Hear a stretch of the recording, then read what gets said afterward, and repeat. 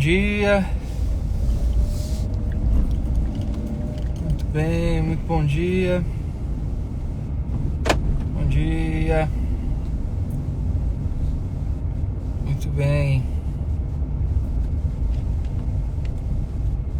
Muito bem. Pessoal, façam um favor para mim, me digam se vocês veem bem, se me escutam bem, por gentileza. Não sei se a internet está funcionando legal. Me avisem aí, por favor,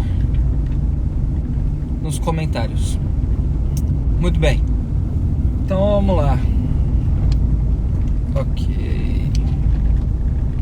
Aqui. Bom dia, meu bem. Tudo certo? Vida, me diz aí se tá dando pra ouvir legal, por favor. Se tá bom. Tá bom. Então tá ótimo. Muito bem. Então, vamos ver aqui uma coisa. Vamos olhar aqui para uma realidade bastante específica, né? Vejam bem. Há algum tempo a gente recebeu uma pergunta na caixinha, né, dos stories, de uma mãe que falava que acho que a avó do filho, ou algo do tipo, a avó do filho havia falecido e ela não sabia como contar para a criança e etc. E estava meio confusa de como falar sobre a morte e tal, né? De que de repente era um problema dizer que a avó virou estrela no céu e não sei o que lá. E tudo isso aí, né? Então, muito bem. E aí, olha, a resposta mais simples para a situação é a seguinte, olha. A gente não precisa ter medo de falar da morte, não. A morte, ela não é um problema. Na verdade, não há problema nenhum em falar da morte, entende? Antes de continuar aqui, eu quero citar algo que eu acho muito relevante aqui, né? Que é o seguinte, olha. Toda biografia, né? Toda autobiografia ou coisa do tipo, né? Quando escrita, veja, eu vou citar alguns exemplos, né? Quando Machado de Assis, por exemplo, eu vou de trás para frente, né? Ou de frente para trás, isso. Vou de marcha ré. Quando Machado de Assis, de trás para frente, acho que é isso, não sei. Quando Machado de Assis escreve lá as Memórias Póstumas de Brás Cubas, ok? O que é aquilo? Aquilo é um livro autobiográfico que, para que ele seja redigido com alguma honestidade, o personagem principal precisava, né, ter falecido. É o Brás Cubas. Ele estava morto e aí ele contava suas memórias de modo póstumo, ou seja, depois da morte, né? E aí ele contava suas memórias, né? Assim, a história de sua vida, desde o momento do seu nascimento ali, tá certo? O modo como ele foi criado, o fato de ter ido estudar, né, em Lisboa e tal. Então, tudo isso é contado por ele, né? Os seus relacionamentos, suas aventuras românticas e tal, e as suas ideias patéticas, né? Profissionalmente falando, assim, do seu fracasso profissional, né? E, enfim, o ponto é que as memórias, elas são contadas de modo póstumo, ou seja, uma biografia, ela é contada depois da morte do sujeito que é o alvo da biografia, né? Se nós olharmos para a biografia dos santos, por exemplo, a biografia dos santos é contada, né? Elas são contadas levando em consideração algo muito evidente: os santos já morreram, né? Eles estão no céu. Parece que para contar uma biografia, a história de alguém, é necessário que essa pessoa já tenha morrido. Por quê? E aqui é que vem. O motivo para que isso aconteça é que uma biografia, ela só está fechada. Uma pessoa, ela só pode ser vista de modo inteiro. Uma personalidade só pode ser compreendida como um todo se ela não tem mais para onde se desenvolver. Ou seja, morto. Tá certo? Então, quando nós contamos a história de alguém, é necessário que essa pessoa já tenha morrido, senão nós deixamos necessariamente de abarcar um pedaço da sua história, da sua biografia, e talvez uma parte muito importante. visto que ele ainda não faleceu e ele ainda pode vir a ser muita coisa. Então, muito bem. Para contar uma biografia de modo honesto, é necessário que uma pessoa já tenha falecido. Tá certo. Então, professor, você poderia me perguntar: Santo Agostinho escreveu suas confissões por quê, então? Já que ele ainda estava vivo, foi ele mesmo quem redigiu a sua própria história. Aí é que tá, e é aí que eu gostaria de chegar. Justamente gostaria mesmo de falar sobre esse sujeito. Santo Agostinho, ele escreve as suas confissões, tá certo? E elas têm como perspectiva, desde o início, o confronto com a eternidade. O estar em face de Deus. Sempre. Ok? A cada linha das confissões de Santo Agostinho, ele cuida de, tá certo, de colocar-se diante da pessoa de Deus em modo de oração, ou de fato escrevendo ali uma história, como se a Deus falasse, né?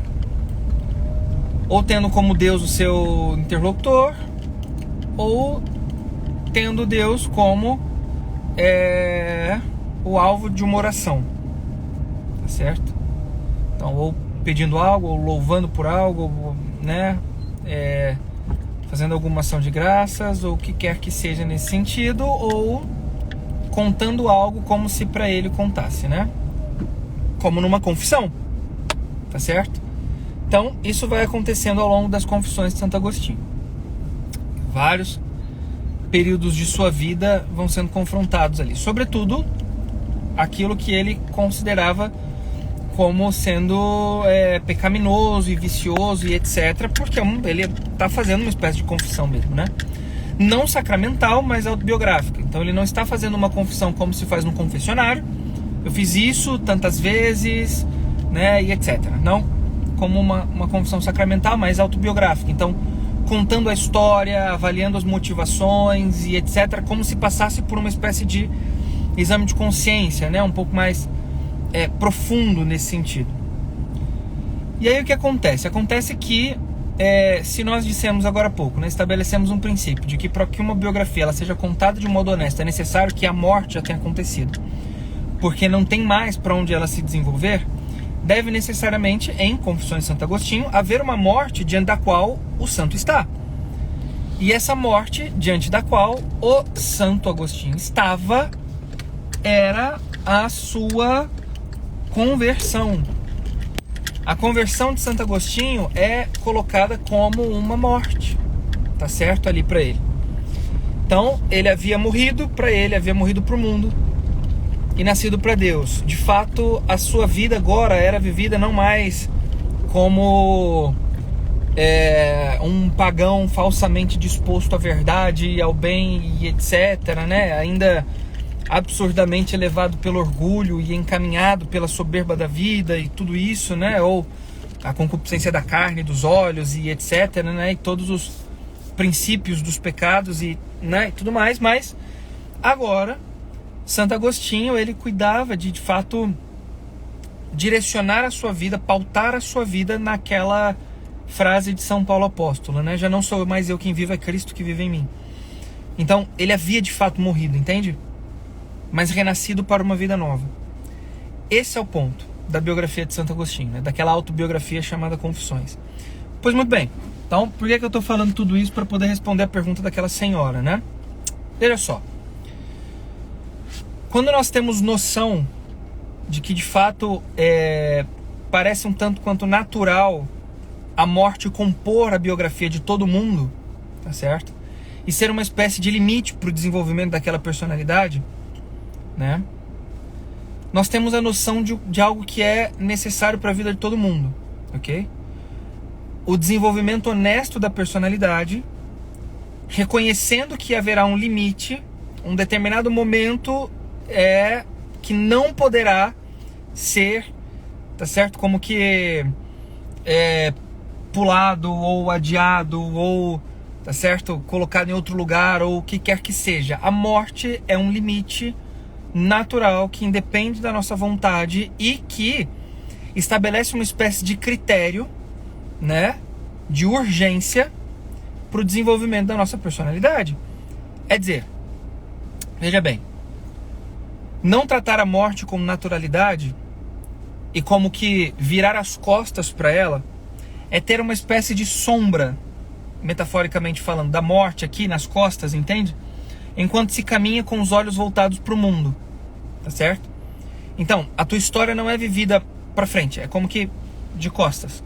E você caminha para trás, porque você está em direção à morte necessariamente. Atrás de você ela está como uma espécie de sombra, mas você olha para a realidade material, apenas. E não tem a morte como uma espécie de limite estabelecido naturalmente, tá certo? Que, ok?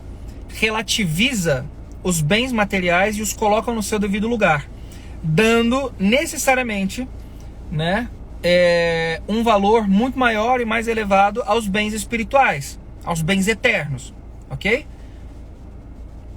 Mas quando a morte não está na tua frente, está atrás, você não consegue olhar para os bens espirituais, para os bens eternos, e ter em mente que, de fato, eles são muito mais importantes, muito mais nobres e muito mais duráveis, porque são eternos, do que os bens materiais, que tenderão a acabar não só com você, porque eles acabarão para você um dia. Você vai morrer e acabou bens materiais, tá certo? Mas muito além disso, é o fato de que eles mesmos se deteriorarão. Quantas coisas... Vamos lá, vamos continuar aqui na nossa metáfora, né? Então, muito bem. Você está de costas para a morte, você não a olha de frente, você a tem como uma espécie de sombra atrás de você e os bens materiais estão diante de você. Aí eu te pergunto, se a única coisa que você tem diante dos teus olhos é a realidade material e você não olha nunca para o fato de que você vai morrer, tá certo? Você vai morrer. E que existe algo para além dessa morte, né? Que é a eternidade, ou no céu, ou no inferno, né? A única coisa que você tem como um valor na tua vida, necessariamente, são as coisas que você vê. São as coisas, ok? É a realidade material. Então, você vive em busca do quê? Então você está caminhando em direção à morte, mas de costas para ela, e você olha para a realidade material. Por mais que você esteja aos poucos se afastando da realidade material, porque você está morrendo, está indo em direção à morte, tá certo? Então, você está se afastando dela e preparando-se biologicamente para a morte, por mais que você ainda não tenha, né, se voltado para essa realidade, você está só aqui preocupado com os bens materiais. Então veja, o que é que você está buscando ali, né? Um conforto material. Então a tua preocupação está em ter bens, em ter segurança, numa avareza disfarçada de prudência, né? Em conservar as coisas e os objetos e etc. Em ter prazer, em, né, o que quer que seja, entende? Em adquirir coisas, tá certo? Em circundar-se de coisas. A tua preocupação está nisso. Por quê? Porque é para essa realidade que você olha, tá certo? Se você não confronta as tuas ações com a morte, é dizer o seguinte: olha, eu vou morrer. O que eu estou fazendo agora ressoa na eternidade ou não, tá certo? São ações vãs. É dizer o seguinte: eu estou agindo como um animal que vai acabar? Eu estou agindo como um robô, como um objeto que vai acabar? Ou eu estou agindo como uma pessoa cujas ações ressoam na eternidade, tá certo? Ou seja, marcam eternamente a minha personalidade, aquilo que eu sou. Deu para entender o que eu estou querendo dizer aqui ou não? Muito bem. Cuidar de não falar da morte, de, né, pisar em ovos para falar da morte, de, tá certo, tratá-la como uma espécie de inimiga, e não como a irmã morte, como dizia São Francisco de Assis, é um baita de um problema para tua história. Porque no fundo, tá certo, se a morte não está diante dos teus olhos, nem a tua vida de virtudes ela vai ser bem vivida, entende? Porque qualquer estímulozinho afetivo diante de você se fará muito mais importante, porque a tua vida não está sendo vivida, né, em razão da eternidade que ela atinge em cada uma das ações. mas está sendo vivida para a matéria. E aí qualquer estímulo material, seja ele, né, afetivo, biológico, né, assim, no sentido de o comer e etc, o descansar, o dormir e etc, o prazer da reprodução e tudo isso, né?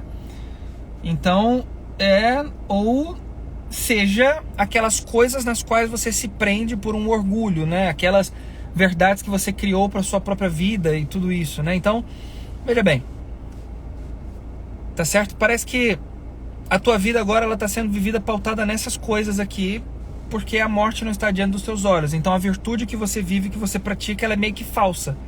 Ela não tem um fundamento de verdade sublime, ela não tem um fundamento de bem, tá certo? Daquele bem divino mesmo, olhando para o próprio Deus, né? É só assim, como que uma prática bonita, né? Que você faz quando há um estímulo para que seja feito. E que se não há o estímulo, não é feito. Por quê? Porque a vida é pautada diante da realidade material, tá certo? E não diante da eternidade. Mas para que a eternidade seja um valor, para que a eternidade seja vista como deve ser vista, a morte deve ser confrontada. Deu para entender? E confrontada não como uma batalha, mas como dizia São Francisco, é a irmã morte, tá certo? É por aí que vai a coisa. Então a morte ela precisa ser meditada, ela precisa ser considerada sempre e todos os dias, para que a virtude ela seja sólida, para que a vida espiritual seja vivida do modo como deve ser vivida. Eu vou morrer. Isso deve ser, tá certo, algo de algo tratado assim cotidianamente, né, a minha vida vai acabar, entende? A própria igreja lida com isso na liturgia das horas, quando, né, nas completas dizia, né, deixai agora vosso servo ir em paz, ou seja, né, de fato as orações da noite lidam com a morte, entende? Com o morrer. Então, porque esse mundo de novo, sob certo aspecto, relativo, ele acaba, tá certo? O que perdurará é o teu espírito, tua pessoa, tua personalidade na eternidade, ou no céu ou no inferno. E aí o modo como você vive aqui agora, tá certo, dirá se no céu ou no inferno, porque o caminho ele é como que é lógico, né? Então ninguém vira para a esquerda e chega no destino à direita, tá certo? Da mesma forma, ninguém chega no céu mirando o inferno, ok? E ninguém chega no inferno mirando o céu, né? Então, muito bem, é assim que funciona, tá certo? Mas para isso a gente precisa, mais uma vez, olhar para a eternidade. Muito bem, então, comecemos a nossa semana pensando na eternidade, pensando na realidade da morte, não de modo melancólico, ou seja, entristecido, não digo melancólico no sentido temperamental, né? Mas no sentido de tristonho, né? É isso que eu quero dizer, mais sob a perspectiva do dar sentido à minha vida e às minhas ações. Tá certo? Então, rezemos por tudo isso e peçamos ao Nosso Senhor que nos encaminhe para o céu com o auxílio da sua graça. Muito bem, muito obrigado até aqui, gente. Deus abençoe vocês. Nós nos vemos ao longo do dia aí nos stories e ao longo da semana nas próximas lives. Tá certo? Muito obrigado. Compartilhem esta live com os teus contatos aí, para que ajude também mais pessoas, se é que tem ajudado de algum modo a você. E nós nos vemos em breve. Muito obrigado, Deus abençoe, um forte abraço e até. Tchau, tchau.